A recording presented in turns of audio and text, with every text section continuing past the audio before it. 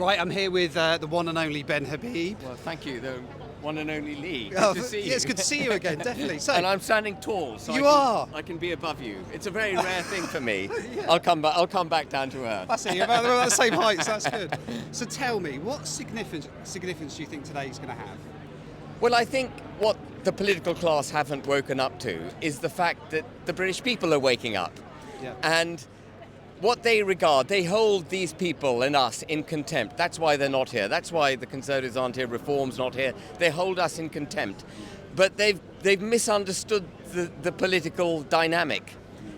We are on the rise. The British people are on the rise. And if they want to succeed democratically, if the Conservatives or Reform want to succeed democratically, or indeed any political party, they should be here. They should be with the people. The political landscape, I think you probably would agree, is definitely already changed in this country. People are already much more promiscuous with the way that they vote. Yeah. There's no loyalty as much to the two main The two-party system is gone. Yeah. It's well and truly broken. I completely agree.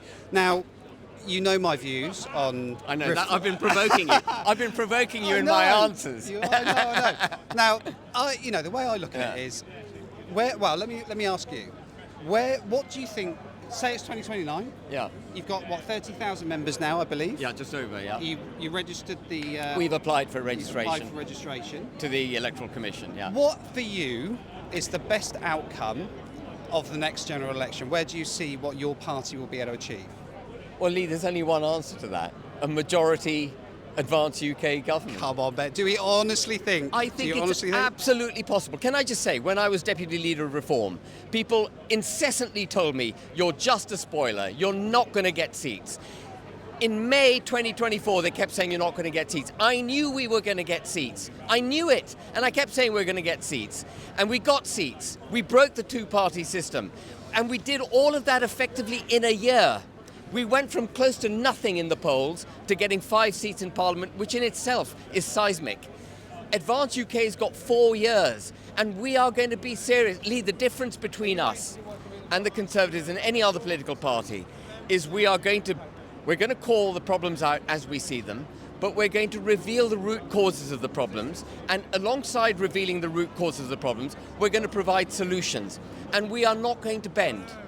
We're going to produce a manifesto which addresses every single major issue facing this country, and then we will go into Parliament with the mandate to deliver it. And we will do it on day one. See, this is what I like about you, Ben, because when you speak from the heart. And I can tell you believe everything that you say you believe. And I'm not going to lie, I agree with pretty much everything that you say. My only concern is, and it's not a massive concern, because I think there's a lot of positives that Advance UK can bring. Because essentially I think we share the same ideology. Yeah. And I wouldn't even consider myself Lee, a you and loyal... I are completely together. Completely. There's not a hair's breadth between us. Definitely not. Yeah. The message that I've been putting out, though, is that if we get a third party across the line, someone who isn't the Labour Party or the Conservatives, now that's not me being a fanboy of Reform, I just want another party to win that election. Yeah. And I don't care who it is, I really don't, as long as they're a good right-wing party. Yeah. Do you think that what's more important to us, right, is whether someone else wins that election or we accidentally hand that election again to Labour and the Conservative Party, which I think, by the way, we could not survive. Let me just say a couple of things. The election's 4 years away.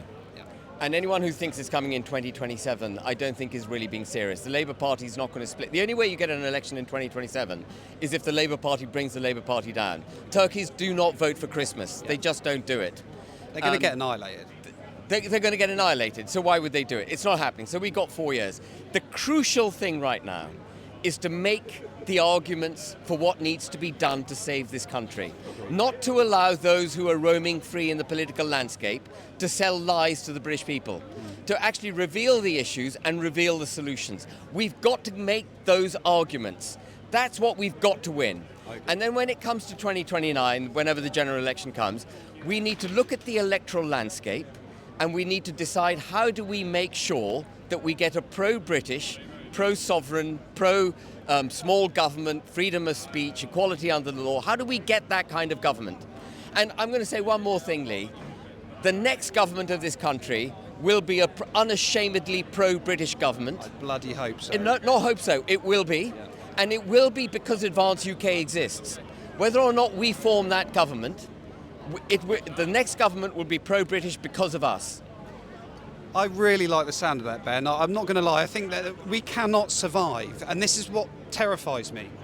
We cannot survive in this country with another 5 years of the Labour or Conservative Party. I want them to be destroyed. I don't want them to exist anymore if they can't. Well, where's Kemi Badenoch today? Why isn't she here? She wouldn't dare show her face. But why isn't she engaging with the British people? Why isn't every so-called, I don't subscribe to the left-right theory, as you know, but why isn't every centre-right politician here engaging with the British people? Are these people all far-right? Are they all contemptuous? Are they all illegal? As far as I can see, they're just British citizens who've turned up to express a view. Absolutely. So where are the bloody politicians? Why aren't they here? How is it that they sit in their ivory towers and won't engage with the people? Is that democracy? That's not democracy. That's contemptuous of democracy. Well said. I could not agree more. I've been around this crowd and I've seen the people here. These are regular Brits. These are families. Yeah. These are happy, smiley people who are here to celebrate being British. Now, what I cannot understand, I mean, I haven't seen any reform MPs here either. I haven't seen anybody here. Why? You are the first politician I've seen here, Ben. Yeah, but why? You have to ask why. How is it that they've come to conclude that these people are not worthy of their attention? How can the electorate not be worthy of a democratically elected politician's attention?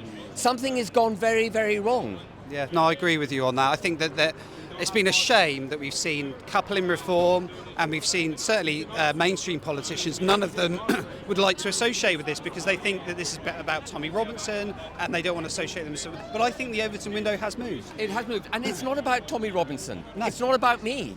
It's about them. I'm here for them. I agree. Yeah. No, I think it's been what do you think? Do you think Keir Starmer is going to notice today? Do you think he's going to listen? Well, he's not... He must be listening. Whether or not he does anything is another question. I think he's like a rabbit caught in the headlights. He's seeing his ideological project collapse around him and he doesn't know how to react. He knows he's toast. Do you think he'll be gone before the next election? Well, as I say, Labour Party needs to split and turkeys don't vote for Christmas. So I think that's unlikely. But he's watching a train wreck and, you know, when Boris Johnson was elected, I'm sure you'll remember, everyone said 80-seat majority, this is 10 years of Conservative governance. He had trashed the agenda within a couple of years. These guys got a record majority of 175, albeit on hardly any votes, but they got a record majority. They've trashed their position within a year. We need a government that is connected with what the British people want. And what the British people want is an independent, proud, prosperous United Kingdom. Simple. So tell me, Ben, what's next up for Advance? What's the plan? The plan now is to apply. We've applied to the Electoral Commission, get registered.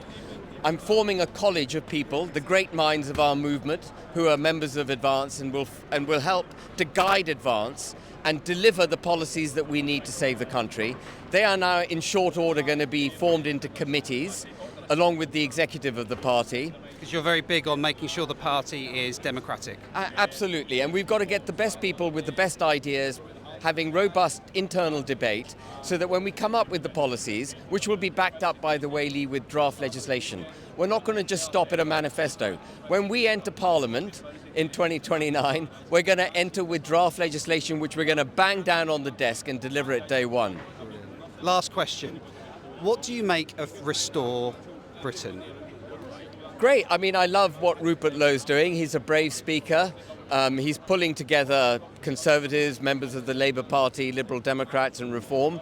And I wish him I'm a member of Restore Britain. I wish him all the best of luck. I've been keeping my powder dry on this one, but I am very impressed. And I can see it being kind of the right-wing momentum.